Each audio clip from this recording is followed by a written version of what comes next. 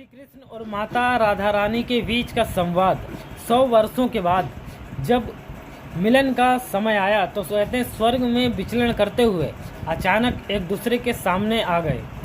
विचलित से कृष्ण और प्रसन्नचित सी राधा।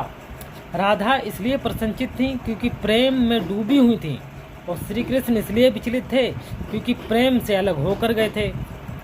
राधा मुस्कुराई, कृष्ण छटपटाए। इससे पहले कि कुछ कह पाते कृष्ण बोल उठी, राधा कैसे हो द्वारकाधीश। द्वारकाधीश का संबोधन श्री कृष्ण को अंदर तक घायल कर गया। फिर भी अपने आप को संभाल लिया, बोले राधा मैं तो आज भी तुम्हारे लिए कान्हा हूँ, तुम द्वारकाधीश मत कहो, आओ बैठते हैं। कुछ मैं अपनी कहता हूँ, कुछ तुम अपनी कहो। सच कहूँ राधा, जब भी तुम्हारी याद आती थी इन आँखों से आंसुओं की बूंदें निकल आती थी। राधा बोली मेरे साथ ऐसा कुछ नहीं हुआ, ना तुम्हारी याद आई और ना आँखों से आंसू बहे, क्योंकि हम तुम्हें भूले ही कहाँ थे जो तुम्हारी याद आती, और इन आँखों में तो तुम रहते थे, कहीं आंसुओं के साथ निकल न जाओ इसलिए रोते भी नहीं थे। कुछ कड़वे सत्य सुन पाओ तो सुनाऊं। कान्हा से द्वारकाधीश बनने पर, प्रेम से अलग होने पर तुमने क्या खोया, उसका एक आईना दिखाऊं। कृष्ण कभी सोचा इस तरक्की में तुम कितने पिछड़ गए।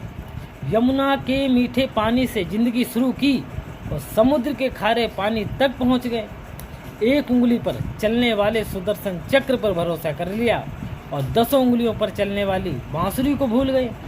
कृष्ण द्वारकाधीश और श्री कृष्ण में क्या फ़र्क होता है बताऊं। श्री कृष्ण होते तो तुम सुदामा के घर जाते,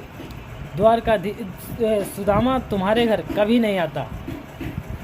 तुम तो सभी कलाओं के स्वामी हो, गीता जैसे ग्रंथ के दाता हो, नीति निर्माता हो, धर्म शास्त्र के जानकार हो।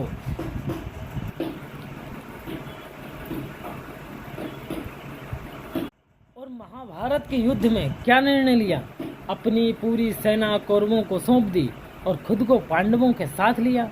राजा तो प्रजा का पालक होता है, उसका रक्षक होता है, और आप जैसा महाज्ञानी उस रथ को चला रहा था जिस पर बैठा हुआ अर्जुन आपकी प्रजा पर ही तीर चला रहा था। अपनी प्रजा को मरते देख आप में करुणा नहीं जगी क्योंकि आप प्रेम से शून्य हो गए थे। प्रेम और युद्ध में यही फ़र्क होता है, प्रेम में आप मिट कर जीतते हैं और युद्ध में आप मिटा कर जीतते हैं। आज भी धरती पर जाकर देखो, हर मंदिर में, हर घर में मेरे साथ ही खड़े पाओगे। आज भी लोग